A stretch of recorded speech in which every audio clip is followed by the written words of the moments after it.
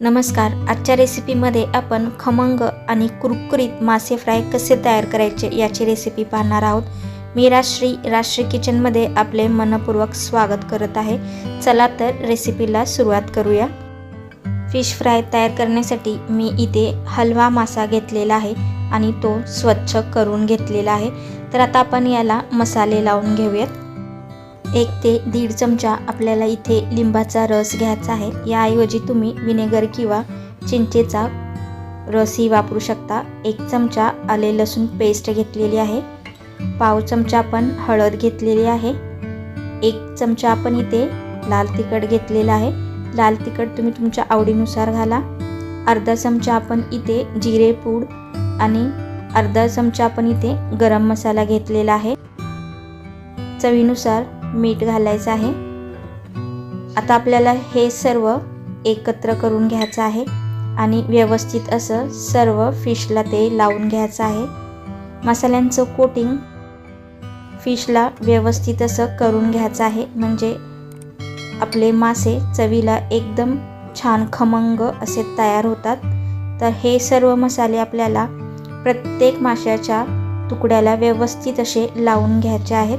तर अशा प्रकारे चोळून आपल्याला ते व्यवस्थित असे दोन्ही बाजूंनी लावून घ्यायचे आहेत. तर अशाच प्रकारे आपण सर्व माशांना हे मिश्रण लावून घेऊयात. मसाल्यांचं मिश्रण आपल्याला अशा प्रकारे सर्व माशांच्या तुकड्यांना लावून घ्यायचं आहे, म्हणजे आपला मासा चवीला एकदम छान असा तयार होतो. तर आता झाकण ठेवून आपण 10 ते 15 मिनटं हे रेस्ट करण्यासाठी ठेवून देणार आहोत. 15 मिनटं झालेले आहेत. तर झाकण खोलून पाहूयात. आपले मसाले फिशच्या तुकड्याला व्यवस्थित असे लागलेले आहेत. तर त्यासाठी लागणारे आवरण आता आपण तयार करून घेऊयात. तर त्यासाठी मी इथे मोठा रवा घेतलेला आहे. तो मी 2 चमचे घेतलेला आहे. 1 चमचा तांदळाचं पीठ आणि अर्धा चमचा आपण इथे लाल तिखट घेतलेला आहे. लाल तिखट आपण आधी घातलेलं आहे, त्यामुळे मी इथे थोडंच वापरलेलं आहे. आणि चवीनुसार मीठ घेतलेलं आहे. मीठही आपण अगोदर मसाल्यांमध्ये वापरलेलं आहे, तर मीठही आपल्याला बेतानीच घालायचं आहे. तर सर्व मिश्रण आपण व्यवस्थित एकत्र करून घेतलेलं आहे. आता आपण जे माशाचे तुकडे तयार केलेले होते ते आपण या मिश्रणामध्ये व्यवस्थित असे कोट करून घ्यायचे आहेत. तर दोन्ही बाजूला आपल्याला रव्याचे हे मिश्रण व्यवस्थित अशा प्रकारे लावून घ्यायचं आहे आणि प्रत्येक माशाच्या तुकड्याला आपल्याला अशाच प्रकारे हे रव्याचं मिश्रण लावून घ्यायचं आहे. पॅन गरम झालेला आहे, तर आपण याच्यामध्ये तेल घालून घेऊयात. 3 ते 4 चमचे आपण इथे तेल घालून घेतलेले आहे. तेल छान गरम झालेलं आहे. आता आपण जे मासे रव्याच्या मिश्रणामध्ये कोट केले होते ते एक एक आपल्याला पॅनमध्ये हळूवार ठेवून द्यायचे आहे. तर पॅनमध्ये बसतील एवढेच मासे आपल्याला याच्यामध्ये ठेवायचे आहेत.